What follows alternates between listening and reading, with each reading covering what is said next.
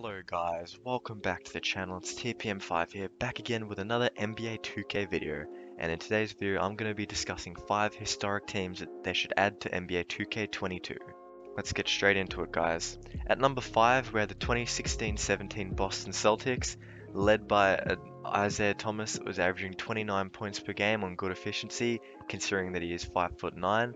This team had a 53-29 record, which topped a rather weak Eastern Conference, and their roster had the likes of Isaiah Thomas, Avery Bradley, Jay Crowder, Al Horford, and Marcus Smart, to name a few. As I said before, this was Isaiah Thomas's best year in the NBA, and it was the year before he was traded for Kyrie Irving. This Boston team lost in the conference finals against the Cleveland Cavaliers in 5 games. Now, the reason to add this team is that Isaiah Thomas has kind of taken a fall from grace after he was traded. Also, looking at the likes of Jaylen Brown, has developed into a great NBA player from his 6.6 points per game rookie year, and players like Al Horford haven't been the same kind of since, so it would be good just to add this team. So that was number 5 on the list. Now heading into number 4, which is the 2014-15 Atlanta Hawks, which had a record of 60-22. This team had 4 All-Stars, with them being Al Horford, Paul Millsap, Jeff Teague, and also Kyle Korver. The Hawks also reached their first ever conference finals this year. However, it would result in a 4-game sweep against the LeBron-led Cleveland Cavaliers, which made the Atlanta Hawks the first seed to get swept in the NBA playoffs since the Detroit Pistons of 2003. This team featured the likes of the 4 All-Stars I mentioned before, along with DeMarre Carroll, Dennis Schroeder, Thabo Sefolosha, Kent Bazemore, Mike Scott, Elton Brand, and Mike Muscala, to name a few. Now, a lot of these names that you've just heard are already in 2K, whether that be my team or on another classic roster, so it does seem quite likely that 2K can add this team, and as they have quite a few teams from that time period, such as the Golden State Warriors, the Cleveland Cavaliers, and the Spurs, it will be worth them adding these guys in to make a bit of competition. And also, a rookie Dennis Schroeder would be interesting to see in the game, and it would just make the game feel a bit more complete, as it's probably one of the most successful Atlanta Hawks teams there ever was. So yeah, that was number 4, guys. On to number 3. So at the 3rd spot on this list, we have the 2005 Indiana Pacers. Now, before the season began, many people saw the Pacers as a favorite to make it out of the Eastern Conference and possibly make it to the NBA Finals.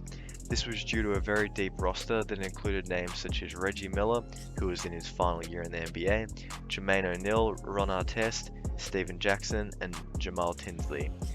However, this team finished with a 44-38 record, largely due to the malice at the Palace, which occurred at Auburn Hills in November of 2004, which resulted in heavy suspensions to key players like Ron Artest and Jermaine O'Neal, and it kind of ended their hopes at really contending. But yeah, they were coached by Rick Carlisle, and the team actually managed to rally together to actually make the playoffs after the key players were suspended. However, it didn't mean much, as they lost in the conference semifinals to the Detroit Pistons. There are a few reasons to add this team into the game. It was Reggie Miller's last year in the NBA, ending a long career.